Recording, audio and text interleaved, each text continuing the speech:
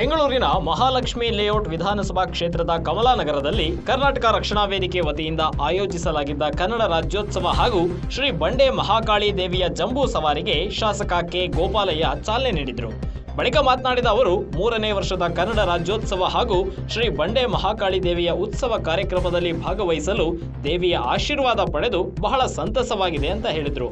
ಭಕ್ತಾದಿಗಳು ಶಾಂತಿಯುತವಾಗಿ ತಾಯಿಯ ದರ್ಶನ ಪಡೆಯಿರಿ, ಎಲ್ಲರಿಗೂ ಒಳಿತಾಗಲಿ ಎಂದು ಶುಭ ಹಾರೈಸಿದರು.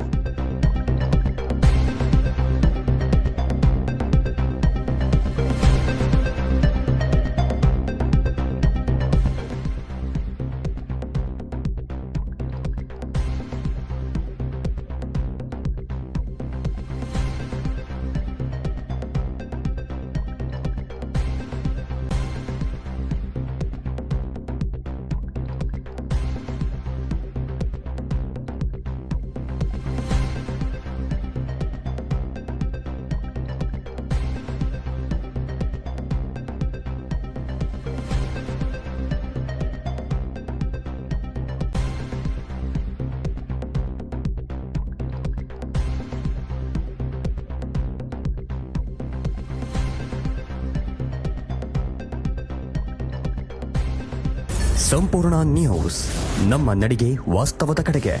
ಇದು ನಿಮ್ಮ ಧ್ವನಿ.